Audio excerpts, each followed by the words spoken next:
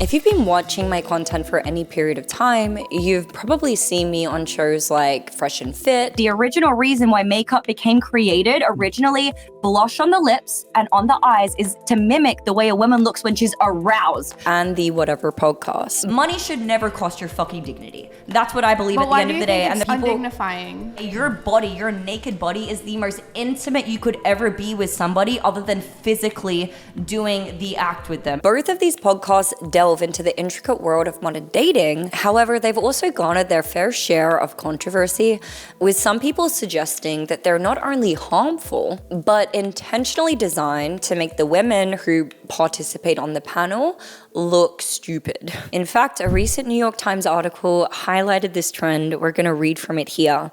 A podcast with hundreds of thousands of subscribers and followers across online platforms is stroking the flames of controversy by belittling female guests and making them look dumb. The podcast team uses social media to seek women panelists, only to later roast them online in snippets, pandering to the virality of the inflammatory hot takes. In other words, it's perfect clickbait.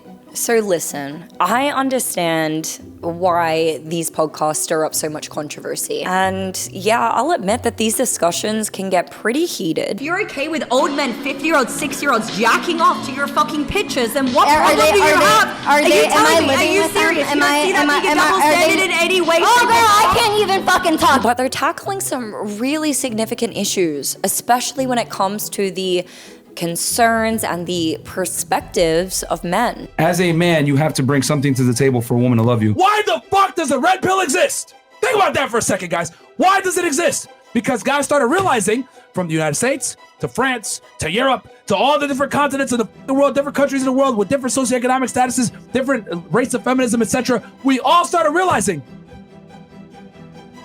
why are women being so fucking difficult?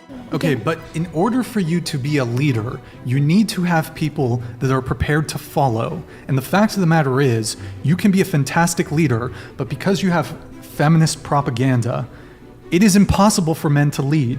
Women demanded equality. I agree. You got it. These hosts frequently bring on a diverse array of experts and guests to either support or challenge their explorations. I've got to admit that it's hardly surprising that the mainstream media would take such a critical stance toward shows like Whatever. This podcast, and others of its kind, are known for their proclivity to challenge prevailing norms, particularly within the realm of feminism. Now, we all know that there is a politically correct stance when it comes to talking about feminism. And let's be honest, the Whatever podcast doesn't necessarily play by those rules. You want to take a look at who occupies the top positions of society, the CEOs, the politicians. Yes. But here's where feminists don't you don't consider that men occupy the worst positions in society. They aren't afraid to call out the logical flaws within the movement, and this propensity to question the status quo often results in them being labeled as misogynistic. But in this video, I want to pose an alternative view. Ultimately, I have come to the opinion, which is going to be a very hot take, but I don't think that any podcast, whether perceived as misogynistic or not, could inflict anywhere near as much damage on society as feminism itself. And again, I know that that is a very hot take, so let's talk about it. But before we do that, please like the video, subscribe to my channel, and ring that notification bell. That way you're notified of my weekly videos. It's worth noting that in Western societies, significant progress has been made towards achieving the goals of equality that feminists once advocated for in previous waves of the movement. We've evolved far beyond the concept of equality of opportunity, where everyone has the equal right to vote, earn property, and participate in the workforce. Some argue that we have now entered an era that is now characterized by the pursuit of equality of outcome, where deliberate efforts are made to secure women's representation education and opportunities across all domains, even in situations where they may not be most qualified for a particular role or their competence falls below that of their male counterparts. This shift is evident through the implementation of affirmative action measures across industries, educational institutions, and government agencies. In fact, we could argue that we've shifted towards a gynocentric society where female influence and leadership are prevalent. Let's look at the facts, shall we? Women comprise approximately 46.9% of the US labor force. In the United States, women hold about 40% of management positions in the private sector. Women constituted a significant portion of the healthcare workforce, comprising 76% of hospital employees and 89% of registered nurses in the United States. Women-owned businesses made up about 42% of all businesses, contributing significantly to entrepreneurship and economic growth. Second to last, we have women in finance and banking, which is a really shocking statistic. Women held 56% of all professional positions in finance and the insurance industry within the United States. And then finally, a statistic that is commonly espoused on these different platforms, women are estimated to control 70 to 80% of all consumer spending worldwide. There is no denying that women have made significant strides in many areas, and rightfully so. However, it's worth pondering whether the goals of Western feminism have evolved beyond the point where individuals don't even really know what they're fighting for anymore. There are the barriers, right, that we constantly ignore that are very much systemic and microaggressive, right? We see them and experience them every day. Like what in the U.S.? Like what? Barriers. I want to know what barriers in the U.S. today as a woman. Well, as a woman or as a woman of color? Let's be specific. As a woman. I said as a woman. Well, no, I can't answer as a woman. I just feel like your question is kind of hostile. Like what barriers do we need removed? Because that's my statement. I'm not stating anything else. I'm stating women versus men.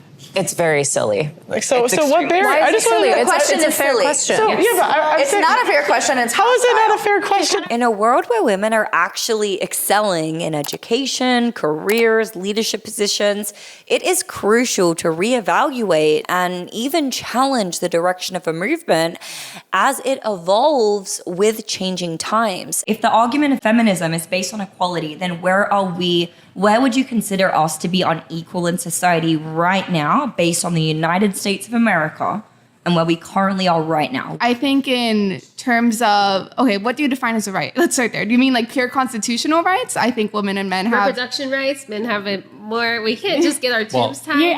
What the fuck? I have a really men good... actually have no reproductive I have a rights, decent but- example. That's not true. You can't get a You guys can get a vasectomy. vasectomy. Women I feel are... like that's a hold on, contraceptive right, hold on. not a reproductive right. It's contraceptive, I guess so. In my view, assigning all challenges and setbacks solely to external factors, such as systemic sexism, has the tendency to disempower individuals and leave them feeling helpless. This inclination to attribute all difficulties externally can contribute to what is often termed as the victim mentality. You're a victim. Rather than promoting personal agency and proactive problem solving, the focus remains on external factors as the primary cause of their problems. Throughout the history of feminism, including the first wave, there have been women who voice concerns about the potential risks associated with the movement. We can observe that some of these historical concerns are manifesting in real-time discussions on these podcasts. Do you think women's liberation is a good thing? I'm very sceptical about some of the extremes it's carried to. I think women are in great danger of being dominated by women, being told to liberate themselves by doing what other women want them to do. I think that in a way there's too much made of it, that it should be just accepted as it is. Women are becoming far too dominant, so they're going to end up being women chauvinists. I reckon the man should wear the pants, you know. He should sort of be the boss in the family. I'd rather him go out to work and earn the money than me go out and earn the money and look after the kids. Now, there may be some people who argue that these women are defaulting to the old adage that the devil you know is better than the devil you don't. But there is a noticeable and concerning number of women who are not faring well in this regard. From my perspective, a significant factor contributing to these challenges lies in the value systems introduced by contemporary feminism. These values may not always align smoothly with our biological tendencies or our traditional gender roles. I'm on the verge of getting my real estate license. Here's the bathroom. Do you like it? Do you want to buy it? This is my entire job, is just doing that. And then the other stuff that's boring. Whoever fought for women to get jobs. Why? I am so tired.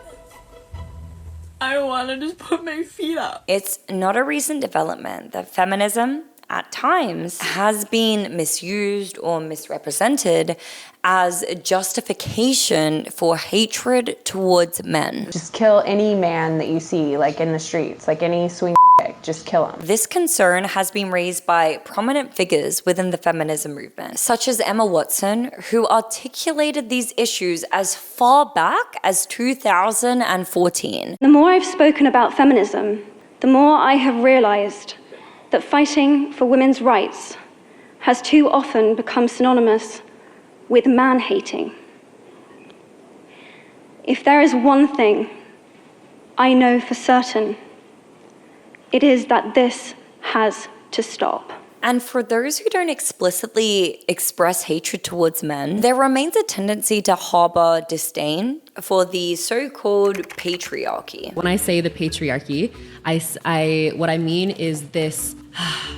It's beyond men. It's this internalized system of oppression, of domination that extends far beyond gender, far beyond race. It's this energy of like hierarchy, this hierarchy within us, and we all have internalized that based on the cultures that we're brought up in and the state of the world right now. And so that can then be extended to different forms of power over others rather than power with and power from within and power where it's like the power of a circle. It's this domination concept, this pyramid. And so when I think of misogyny, I think of the hatred of women and men being on top of this pyramid.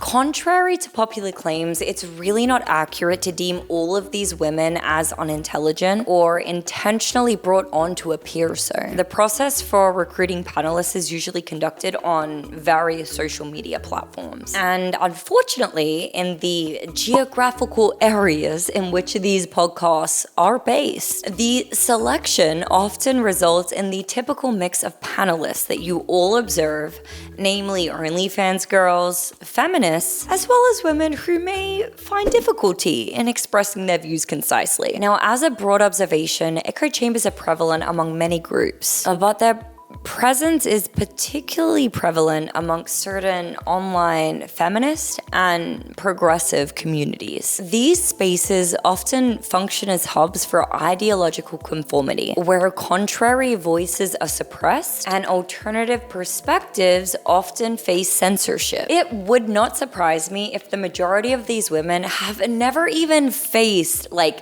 pushback or criticism from any of their peers online. In light of this, I firmly believe that platforms like Fresh and Fit and the Whatever podcast play a crucial role in modern discourse. They're not afraid to call out the flaws within these ideologies in real time, especially within the context of modern dating and discussions around promiscuity. In order for a man to objectify you, you must objectify yourself first.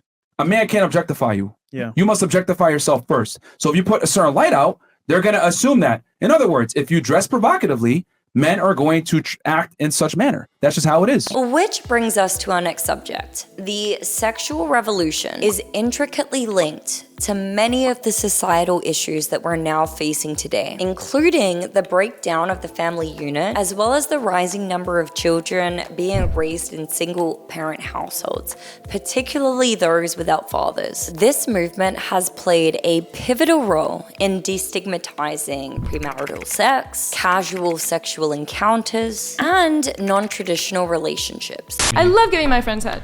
It's like, just a casual. Your friends? See, I think this is the problem with Your sex. friends. Like, if he was my friend and we were out and he'd be like, damn, I wish I had some head, I'd be like, yo, bro, I got you. Have you ever had a friend out and be bro, like, damn, I wish I had some head? I have never had a male do that. Maybe they'd like send the nuke. If this is what feminism, equality, and modernity represent, then honestly, I don't want any part of it. Some people will make concessions, saying that it's all about personal happiness, as long as they're happy and living in their truth, right? But here's the thing. The majority of the women who actually engage in these behaviors are not genuinely content. At best, they are purely hedonistic, jacked up on dopamine, and pursuing physical pleasure without a deeper sense of fulfillment. In a world where men are criticized not only for their preferences, but also for their mere existence, where they are labeled as inherently toxic, it's no surprise that men's spaces are becoming not only increasingly popular, but also necessary. Shows like Whatever honestly serve as a mirror, showing us how far our society has evolved and offering the opportunity for both men and women on the panel, as well as those watching at home, to actually learn from these discussions. I've personally received messages from women who are either already involved in the sex work industry or considering going into it, who are now getting out or changed their mind due to the debates and discussions on these platforms. This alone is a compelling enough reason to continue engaging in these discussions and supporting the platforms that allow them to take place. On that note, I want to thank you all so much for watching this video. Whether you agree or disagree, I would love to hear your thoughts in the comment section down below. And as always, I would like to encourage you to please like the video, subscribe to my channel if you aren't already, and ring that notification bell. That way you're notified of my weekly videos. This is the #1 metric that YouTube uses to push out content, so any type of support I would greatly appreciate. Again, thank you guys so much for watching this video, and I will see you on the next episode.